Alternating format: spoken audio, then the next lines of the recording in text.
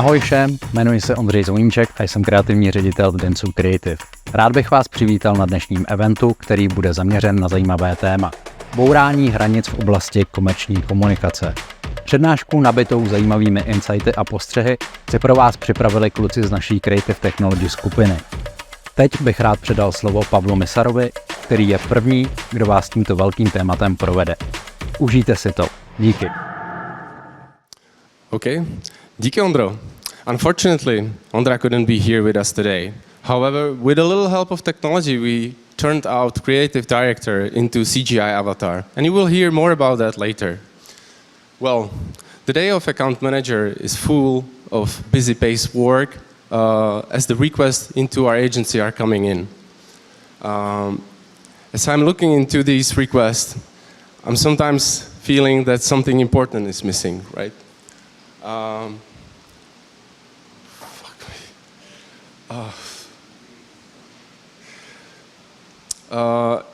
In our creative technology group, we are trying to incorporate new and old together to achieve better results.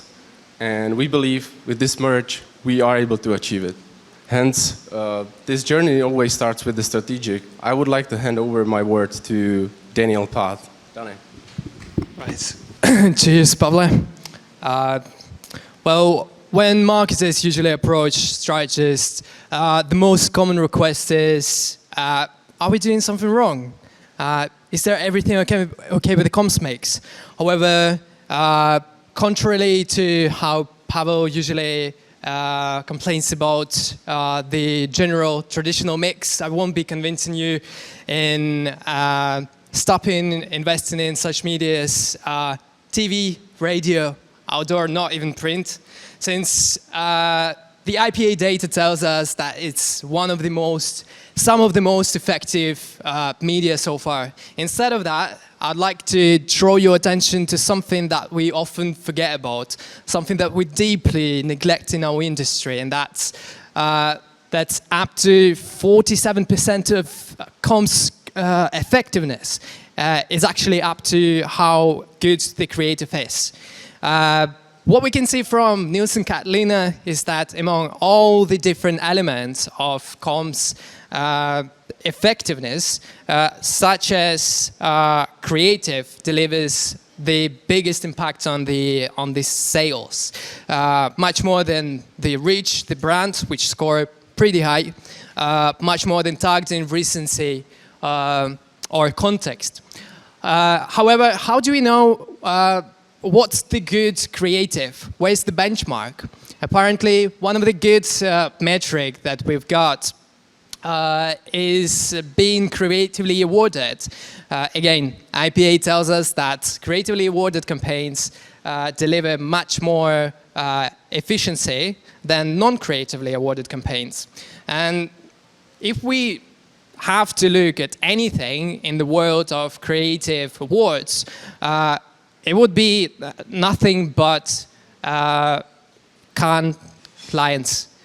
So let's take a look at some of the results from this year at Cannes Lions that was delivered. We started including Cannes Lions campaigns in our newsletters that we sent you once a month. And those of you who've gone through the highest awards that might be received at Cannes Lions Grand Prix, those of you might have seen an interesting trend. So I'd love to impose a question. How many campaigns do you think, out of those Grand Prix that were given during this year at Cannes Lions 2023, were based on traditional outdoor print, film, or anything else that we imagine as a creative output? And how many of those, out of 34 cases, were based on something different, something technological, engineered, designed? Any guesses? 80%. Well, that's a lot. Another guess? 20%. Well, let's take a look. Out of 34 cases, there were 23 cases that were based on a technological solution, which makes up 62% of all the Grand Prix that were given during the last Cannes lines, which is a massive trend. If you saw the previous years, for example, in 2022, there were 50% of those campaigns that were based on such a solution. What we're seeing is that marketers started to be interested more and more in including data-based products, technology, AI, and other things in those campaigns that are based on those technologies. What we see among all of the campaigns that were rewarded during the last Cannes lines is that they're not only connected by this trend, but also they all deliver fame. And again, from IPA, we know that fame is one of the most prominent metrics that's correlated with big business massive effects. However, in those campaigns, we saw many different technologies, many different innovations implemented, such as augmented reality, virtual reality, virtual avatars that were mentioned before in this conference. We also saw a massive influence of artificial intelligence and Internet of Things, engineered products. And among those campaigns, there was, the one for Europharma that was made by Dentsu Creative International, that was based on the AI solution for a mobile app that helped patients with dementia to express emotions again. There were many other campaigns, such as the ones for Stella Artois, Apple, Cadbury, and others. We see that there is a massive trend in interest, in raising interest in MarTech in our industry. What's fascinating here is that we can see that in those top of the top cases, we see much more different industries blending in together. What we're seeing right now is that there are those barriers that existed between communication and other industries started to blur in a way. And this is very, very fascinating, because all of a sudden we can try and implement technological solution to impress the audience more, to be more surprising or more visible. But what do we need for such a trend? There are three elements, such as multidisciplinary teams, which is something that Dentsu Creative across different markets is trying to do right now, where they bring engineers in the actual creative teams and try and create a solution all together with creatives and people who actually work with hardware and software. Continuous learning and, well, increased investment. I know it's very challenging to talk about investments during the period of crisis. However, according to Kantar, it's worth it, and those brands who are perceived as highly innovative grew much faster during the last decade, as well as the brands that are a little stronger on investments into innovation and technologies score much higher in the recovery times when they invest during the crisis times. So for now, I'd love you to meet Fabio, who's going to tell you how Dentsu Creative did just that and how they implemented innovative techniques in the actual processes. Here we go. Thank you, Dan. Hello, everyone. In Dentsu Creative, we believe that investing in innovation is very important to us. This is why we implemented our creative technology team into our workflows, right? So let me show you an example here. This is a campaign execution, and I'm going to take one specific part, which is like the briefing part, just as an example again. So let me ask you something. Imagine right now an avatar of a 3D character, 30 years old, in a Pixar style. So some of you, you might think it looks in a certain way. Some of you might imagine it with a different clothes or a different hairstyle, or again, like with different accessories, etc. Right? But if I provide with the more accurate brief, more information, probably we all gonna get in a much more closer idea of this character should look like, right? But the problem is we cannot keep feeding information and giving a lot of, create huge briefs, right? So why is this AI workflow any better? Like in a traditional workflow, you start with a mood board. You probably start designing the style that your design should look like. You're gonna maybe choose some extra elements. You're gonna decide what the style, how the style should work in different mediums, the colors, the feeling, etc. Right? But the problem is that not always works when you put all of these elements together, right? So let me give you another example here of the same workflow, but using newer technologies. Basically, it's the same, like creating a mood board, but you can do the tweakings on real time. So you can already see if this design is working or not. And why is this important? Because then you can bring these designs to your traditional tools and continue from there, but you have already a much better understanding of what you want to achieve, right? What's the direction that you are going with your design? So, and you can invest all of this time instead in a better craftsmanship or saving, few hours of work, right? So let me give you another example. You saw the introduction video, right? So I used generative AI because AI is not only about Midjourney or ChatGPT or these tools that everybody knows nowadays, right? So there's so many other tools that we can use. And I use this AI to basically grab the footage from the character and adapt it to a 3D world where it was reading the body movement, even the facial expressions, and generated for me already the keyframes. This workflow could take weeks of work and probably multiple specialists to achieve. But instead, we achieved this thing in a record time. But again, there is so many other tools that we use at Dentsu Creative.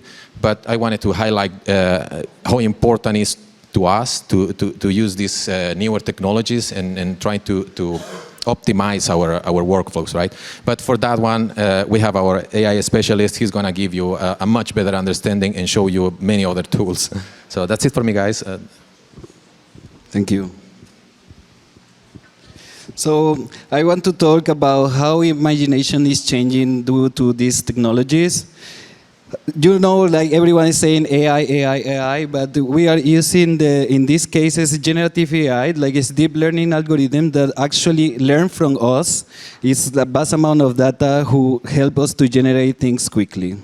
So everyone when saw AI have these faces, like shock, denial, anger, hope. They think they will lose their job. At the end, they accept it, or we accept it, and you get obsessed with it because it's so amazing what you can do in really short time. This is how it looks, the creativity landscape. It's many tools like for text, for music. Even scientists are using it to create characters, to games. It's very difficult to follow these tools because they are coming out every day, new ones. But is our job or our task to try to understand it. Like, how do we master these tools? Like, we are organizing each month like a master class, inviting people from all over the world, different fields, to explain to us and our colleagues how this works. Our best guest we have till now is like Chris Casanova from New York. She was the first person who copyrighted a comic book generated with AI. It generated a lot of dilemmas on internet. She got very famous. Lawyers were involved. At the end, they denied the copyright. So I will show you some of the other speakers we had in our master class.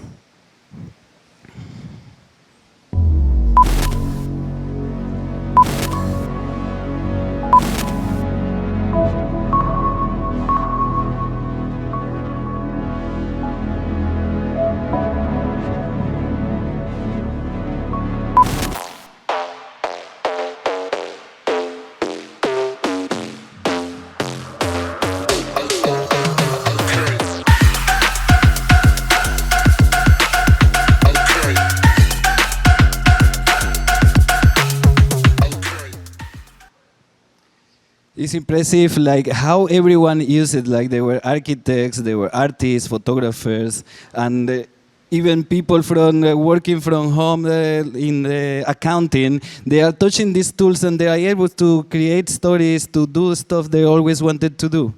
So these tools really enhance creativity and makes you think out of the box. For example, for today, I decided to do a movie trailer based on Jan Neruda poems. Like, I don't know how to pronounce it, but I think it's Cosmic Songs. And I also invite Milos Forman to direct the movie. So the process is like this. Like there is a tool that is called Code Interpreter with GPT-4. I feed it with 32 poems, make it learn it, then create a role prompt with ChatGPT, like as an award-winner screenwriter. Then create the image, still image with Midjourney. Generate the videos with the still pictures in a new tool that is called Runway Gen 2. And then the music and the voiceover. What you will see now is like a combination of 5 tools all together. This is a prompt I want to share with you. If you want to scan it, you can play and write your movie if you want to write a movie or if you want to write a TV script. This works very well because ChatGPT likes to play roles.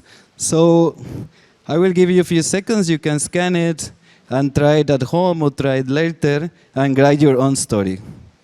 So I will show you the video.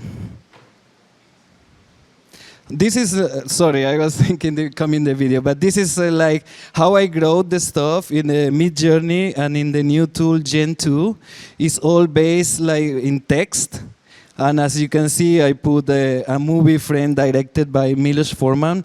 And all these tools are like learning from the internet, from movies, from books. So you can explore, even if you are a good photographer or famous artist, you probably got learned. So there is a website you can check if your work is being used to learn this tool. So this is the video. As I look joyfully at you, golden chicks, I hear our songs. I see Czech girls. At night, beautiful stars fall into the water. Beware, boy, upon whom those eyes blaze. What bliss it is to lie here on the grass near the pine forest. Just like our great deceased, they disappear from sight, yet continue to influence with their weight. They tire themselves out, torment their golden bodies.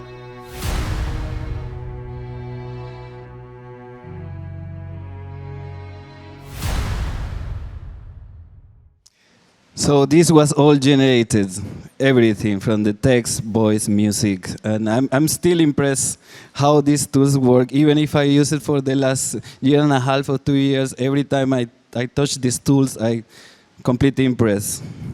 This is our experiments. This avatar net is a tool where we use Midjourney and ChatGPT to create the profile picture and a small bio.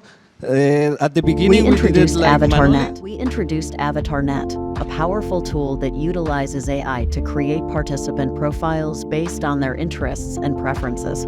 AvatarNet offered a unique networking experience that sparked interest in the topic and also facilitated engaging discussions centered around AI. Our goal is to shape an unlimited and innovative future where AI plays a vital role in driving progress and transformation. And now we created for today like the updated version. You can scan it too and try it, or you can go in that screen and try it by yourself. We don't need any more people in the back end doing the process. We just will chat. It will ask you about your information. What do you do? What do you like? How do you look like? And it will create a small bio and an avatar picture. As you can see here, it's a speed-up video, but I encourage you to try it. It's very interesting, and the conversation, it gets meaningful sometimes. It asks you things that you don't expect, but you can try it yourself. Another experiment we are doing is like chat with documents. I know it's kind of difficult to understand how is to chat with the document, but imagine that you have a report that you need to read and understand, or you need to really understand it faster. You can ask the questions you want. Like, or for example, you have a report, or you have a provider that sends you a contract, and you want to make sure that all these things, it works for you. You can load it here and chat with the documents. So what are the risks? How much is the cost if I give the material late? Or it's infinite. So we can also create and make it special for every client. Thanks to our partnership with Microsoft, there is a secure environment where we can train these models and make sure that your information is safe, and you can use this on your benefit. It could be working for the training for newcomers to your company. It can be manuals, brand manuals, etc. Every document you want to understand in the conversational level, you can use this tool, and we can personalize it for you or for any of your clients. And this is what is happening. Like, it's not the future anymore. It's like now everything will start to be hyper-personalized. It will be unique for each user. And as an example, I picked this campaign that you can see. They clone a famous actor and make every small business to use his face to promote their small business. This will be like very expensive if they want to shoot it and everything, but there was a company who create a digital avatar and give the opportunity to small companies to use it. Used machine learning to recreate Shah Rukh Khan's face and voice to take the local store names in the ads. इस दिवाली आप भी ना अपने पास वाले choice of fashion से ही कपड़ों की shopping करना। पास वाले आजकल फैशन से ही, रॉयल फैशन से ही, एमके क्लॉथ्स से ही, पास वाली लक्ष्मी कलेक्शन से ही कपड़ों की शॉपिंग करना। इस दिवाली आप भी ना अपने पास। Different versions of the same ad with local store names were targeted as per the PIN code of the viewer, showing them only the nearby stores. But it is impossible to cover all the stores. So we gave the power to the people to create their own version of not just a Cadbury ad. Any small business owner could promote their stores through their own social media networks like WhatsApp forwards and other social media pages. Are we already living in the future?